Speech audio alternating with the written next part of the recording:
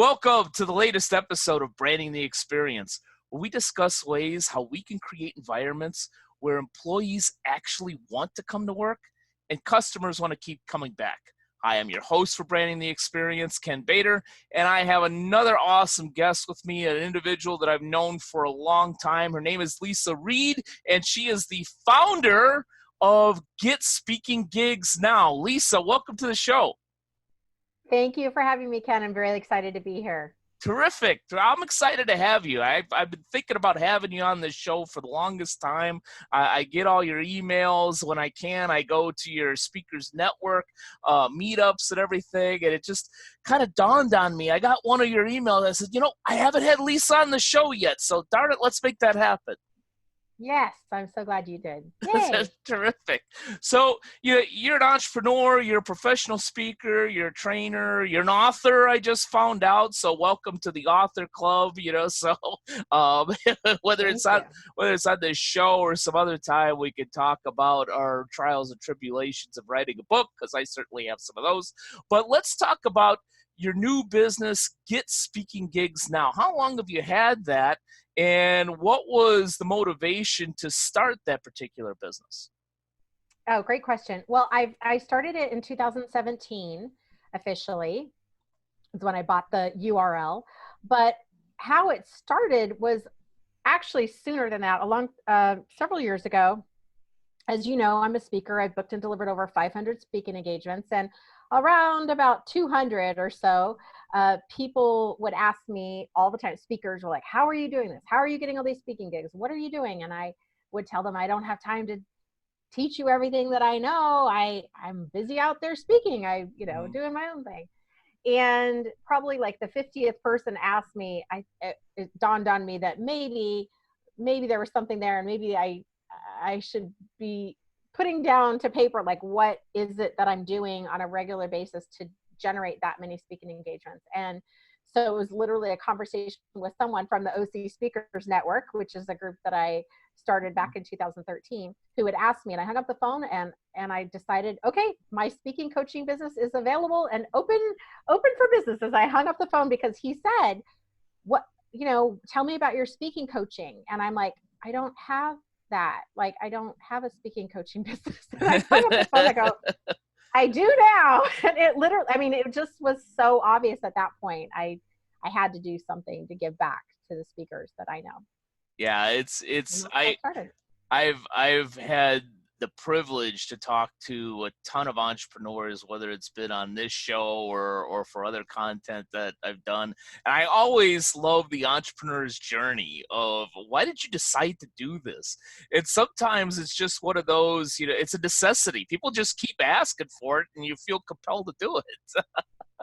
Yeah. And I think I was, for the first, I would say, like, in my first year speaking professionally, I didn't know a lot about what I was doing. I just did what I did. I was just kind of doing Leisa. I was just being me. And I booked probably 60 or so engagements in the first year, not knowing, quote unquote, how to do it. And so that's when so to me, it was like no big deal. It's like, oh, well, everybody does that, or that's just what anyone would do in that situation. I realized as people kept asking me, I'm like, I guess that's not what everyone, it's not obvious, because everyone would be doing it. And so I think that's a great indicator for any entrepreneur out there or business owner, where, like, if something comes really easy to you, mm-hmm. you don't take that lightly. Like, that's a big deal, because there are people out there who don't know how to do that. Like, you would not want me to build a bookshelf for you. You know what I mean? Like, I don't like to measure, and I'm horrible with the power tool thing. It just would be, it'd be a very crooked, weak bookshelf. But I can definitely teach you how to get speaking engagements really, really well. Well, what if it's a handyman that wants to become a speaker with power tools? Can you? No problem. I can totally do that. Yeah. I've helped magicians. I've helped medical doctors. I've helped, like, one of my clients used to be in the nuclear, like, he had a nuclear submarine experience. So there's, like, all these different ways that you can use speaking to build whatever business or service you have, which is really cool. Well, that's an awesome point. Since it is called branding the experience, it's about building that brand, and I think that that's Hmm. what a lot of really skilled service-based entrepreneurs, whether they're wellness experts or fitness experts, or even on the banking and credit union end, I find that speaking and doing video can really help your business. Is that kind of what you found, whether it was intentional or unintentional? Because obviously you built a great brand called Leisa Hmm. Reid, not just Lisa, but called Leisa Reid, in order to get Hmm. all of these speaking gigs, rather Hmm. easily, or seamlessly is probably a better way of putting it. So Yeah. is that would you agree with that, and two, is that some of the things that you teach in terms of building a speaking brand? I'm I don't have a never no never taken one lesson in marketing classes, but I will say I'm very particular, even like with what I chose today to wear.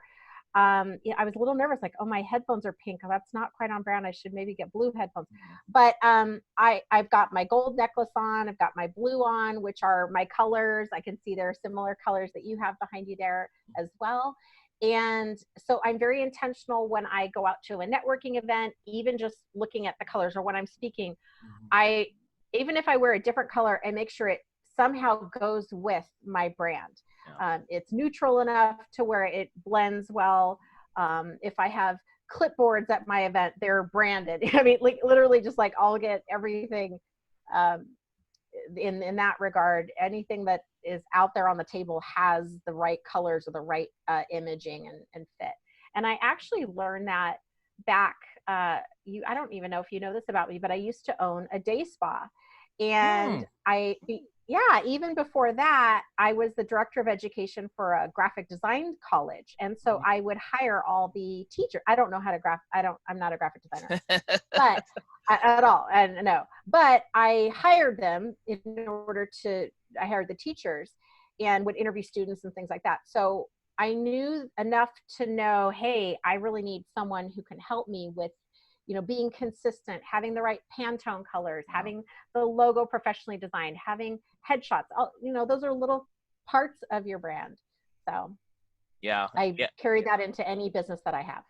Yeah. Now, great points. Yeah, I teach all of my clients, whether it's a solopreneur or a bank with 5 branches or 5 restaurants or whatever the heck it is that everything you do is either adding to or detracting from your brand.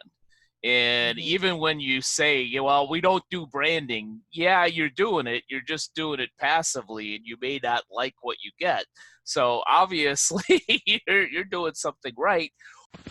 Now, a word from our sponsor, Bader Training and Consulting. BTC is the creator of the B plus C plus S formula. Our clients that implement that formula increase their net income by 124% and grow their business by 17% on average. The best place to start working with Bader Training and Consulting is with our B plus C plus S audit. The service pinpoints issues as well as attributes of your business's unique brand, culture, and strategy.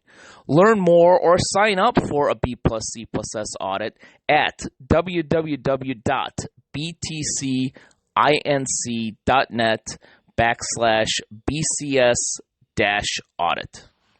When you were starting out and getting some of those 60 first 120 speaking gigs, what did you realize that you were doing that made you successful, that you teach your clients today?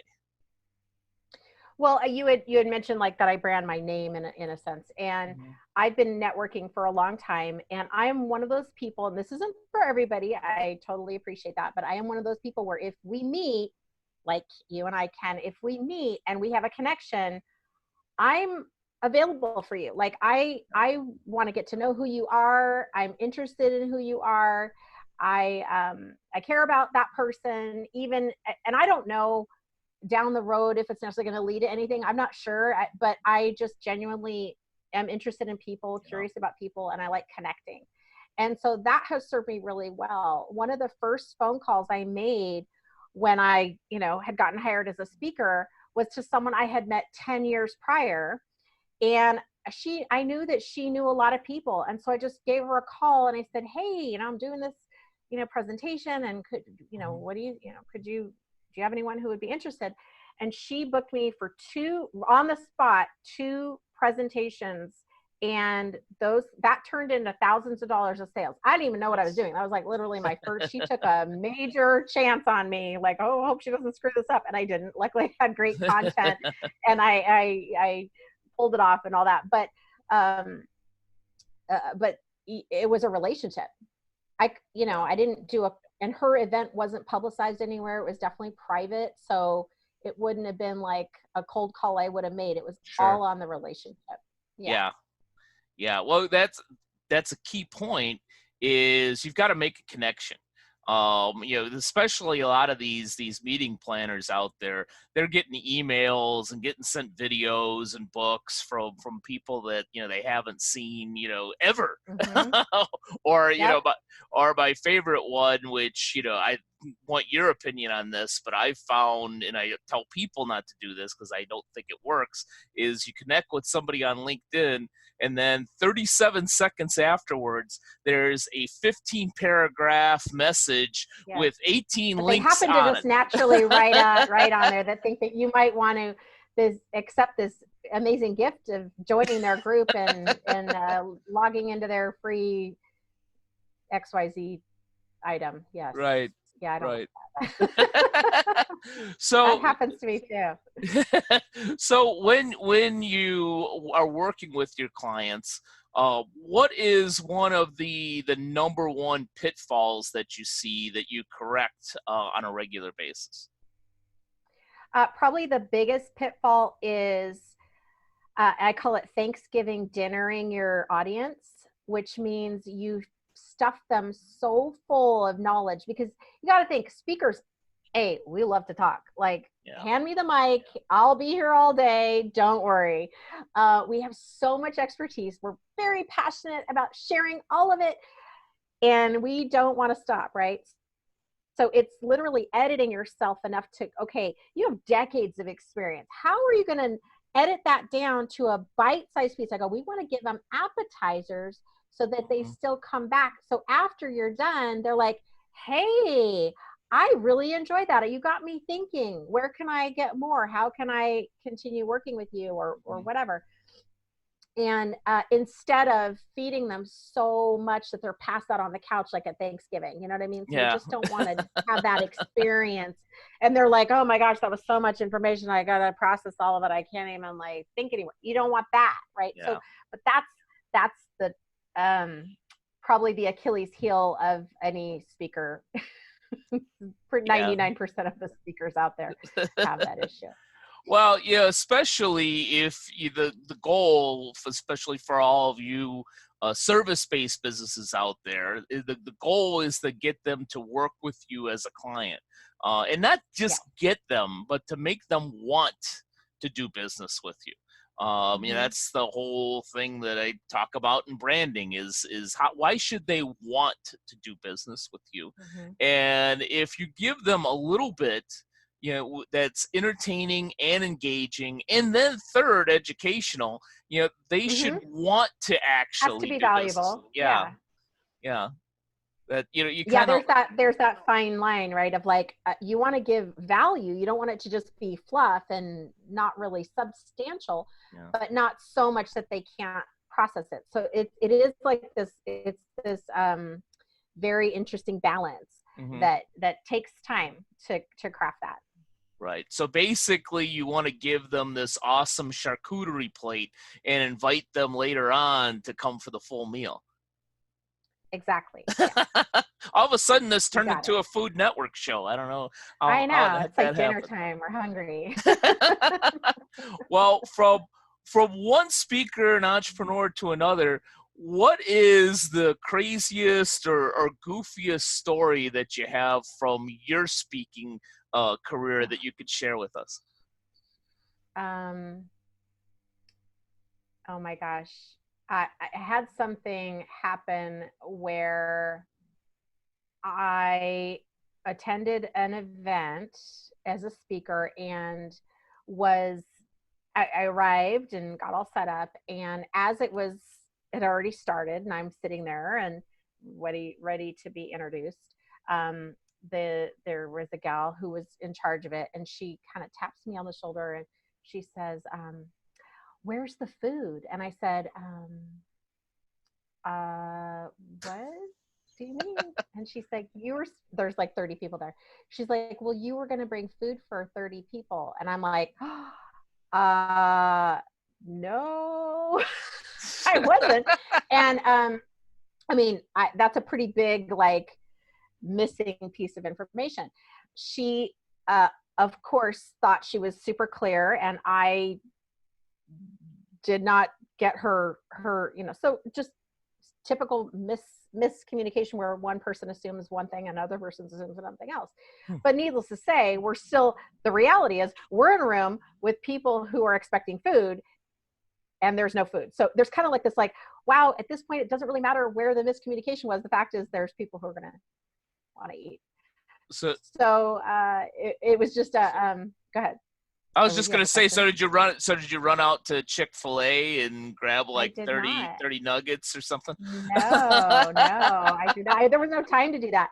But what was great is that the particular area that they actually had, speaking of, I can't even pronounce that word, charcuterie or whatever, meat and cheese. They had all this stuff in like kind of in the cupboards in the kitchen or whatever, and they whipped it together. And there was someone who was having a birthday, so they had cupcakes. So it totally worked itself out.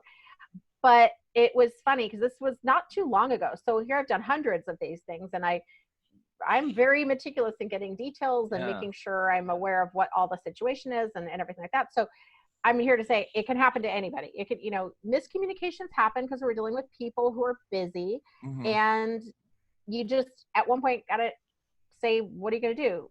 How are you going to handle it? So I actually started when I was introduced, and I could see what was going on, that they were ratifying getting something for these people to eat.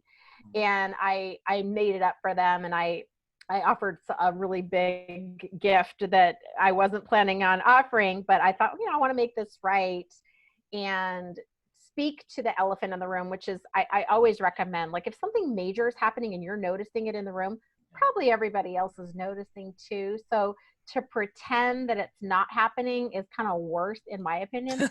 Like how I like to do it. Let's just call it out. Okay, here's the situation. Are we good? Great. Let's keep moving on. Like, I don't dwell on it, but like, we're going to address it and then we're going to move on.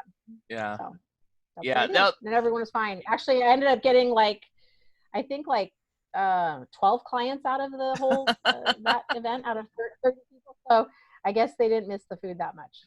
Obviously, you didn't get any catering gigs from the thing. That's also not. If you want me to cook, you're talking to the wrong person. That's not going to happen. I don't do that. Yeah, I'm thinking back at my speaking gigs and some of the worst things that may have happened, and nobody ever expected me to bring food. So that was kind of an interesting disconnect. Usually, you don't ask your speakers or presenters to bring food. So interesting. Yes, it was interesting, but that's okay. I think when it was happening, I thought, oh, this is great. This is gonna be a great story. This is awesome. Yeah. So, we're lucky to live in a place where, I always think, like, hey, I'm grateful to be here no matter what. This is not the worst problem in the whole wide world. These people are not going to starve. Like, right? We're not going to starve. We're going to just maybe eat a little later than we thought we were going to. Yeah. I think the big takeaway is that you're up there, you've got to roll with it. Like you said, the elephant in the room is already there, so you might as well address it. When you were talking about your strangest situation, my strangest situation, which frankly was nowhere near as bad as yours, was the power went out. Yeah, that has happened. Yeah, and one of the things that I stress, and I'm sure you do as well, is that things like PowerPoint and video and so forth are tools, and not the presentation. The presentation Mhm. is not only the content but the engagement and give and take with your audience.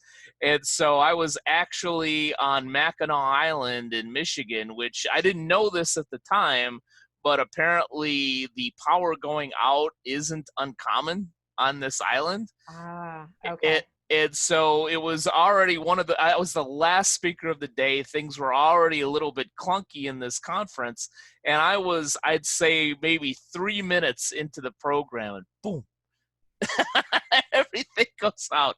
And I made a joke and said, well, all the windows are open because it's a nice day, so we have light, and this is exactly why I have notes and not just PowerPoint. So we're gonna be fine. Yeah, absolutely. Yeah, you just have to go with it, and those things are going to happen. I'm grateful. The presentation that I lead quite often, I gave 100 times easily before I ever had a PowerPoint presentation for it, and I'm so grateful because of situations like that.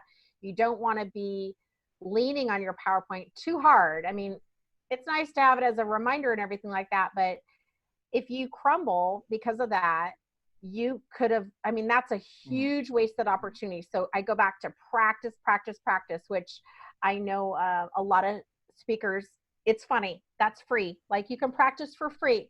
Mm-hmm. You don't need any equipment, right, to practice. But that practice is one of the things speakers resist a lot, it's like, it's just a little awkward, but oh man, and you don't get the juice from the audience and all Right. that, but it's so worth it, so worth it. So practice, practice, practice. Now, you may have already given it just now, but to anybody out there that's either wants to have either a speaking career or just wants to use speaking to as another avenue to beef up their Mhm. service-based business, what's the number one tip that you would share and often share in your networking with those folks? I think, well, the first thing I consider it a race, like the speaking event itself is the race. And so you need to do certain things to prepare for the race. And then there's things that you do after the race. And a lot of times speakers just think of the race, like Yeah. all I need to do is just have my speech ready or my presentation. You do need that, but there's just other things to prepare for. So I think looking at it as a whole of like, it's not just a presentation, but how do I want to incorporate this into what I'm already doing?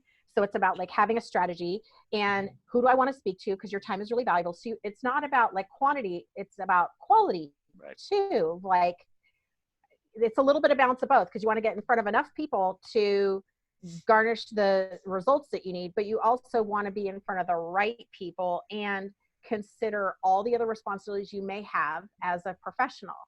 Mhm. And then balance that and then figure out what you're going to do from there. I mean, I got like a bunch of tips, but that would be, the first and foremost. And so one of the things that I recommend people when they start working with me, like if they haven't really had a lot of experience yet, is I have a session called Get Your Talk Ready to Rock. And it's a one-on-one session where we take all your expertise, Mhm. narrow it down into those bite-sized pieces that are very valuable, but also leading the audience to that main, like, okay, call to action. You hear, CTA, what's your CTA? Your call to Right. action. But it has to make sense. You can't just like jump the shark and like go somewhere that doesn't make sense. So it's all like leading up to, and then we talk about strategy of like, who are you going to talk to? Why are you talking to them? What is it that you want to do? Mhm. And I think having another set of eyes on your own content is so valuable. I just was working with a client the other day, and she's done speaking tour all over the country. I mean, she's Mhm. an author. She's really, really, really intelligent, great writer, very creative, very funny, very sharp. And she was going a different direction. So she was like, I'm creating a new speech. I want to, this is in 2020. I'm going to, as soon as, this spring hits, I'm going to be moving to a different topic. And it was really like a 180 for her. And so Mhm. we worked on her talk. She's like, oh my gosh, thank you so much. I can't believe, because she couldn't see, we can't always see our Sure. own stuff. It's just hard probably for you, like with marketing. It's like, you see that all the time, I imagine, with business owners who they're so close to their stuff they can't see. Oh, that works, that trash, that keep that, let's enhance this, all those kind of things. So that was like a lot of tips. Sorry, you just asked for one, but No, that's okay. That's okay. I got excited. We got more than we bargained for, and you're exactly correct. I have consultants that work on my businesses, and I switch mentors and folks, not purposefully, but just to get different ideas.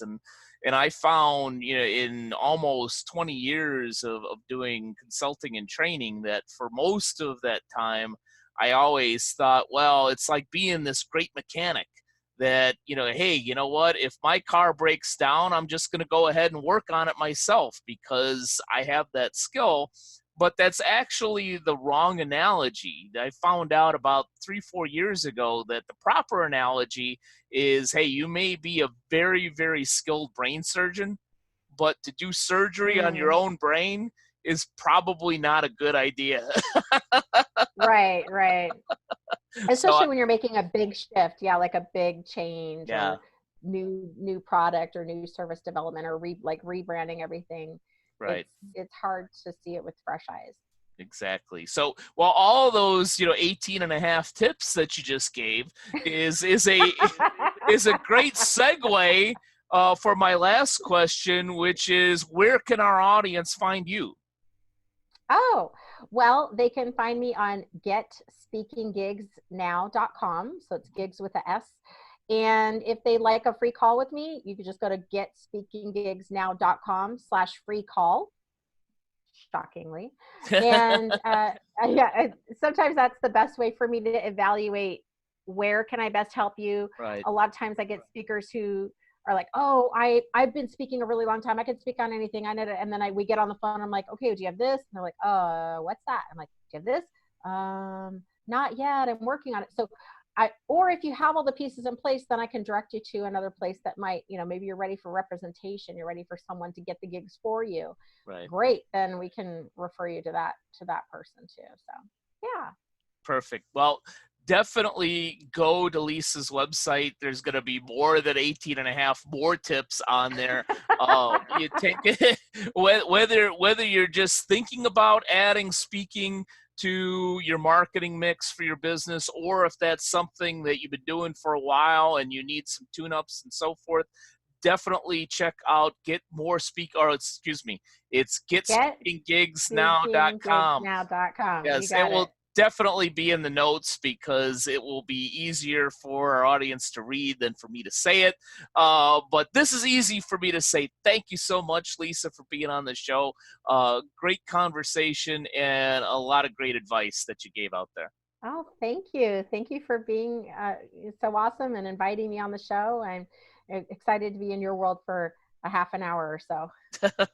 My pleasure, and thank you to all of you that just enjoyed branding the experience.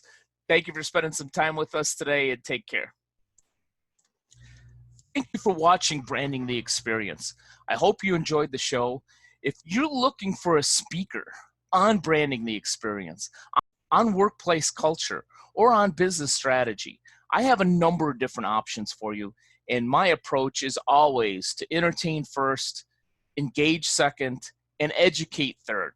It's a formula that leaves my audience not only laughing and enjoying, but also learning. So if you want a great speaker on branding, culture building, or strategy, I'd like to hear from you. Simply send me an email at kbator, BATOR, at btcinc.net,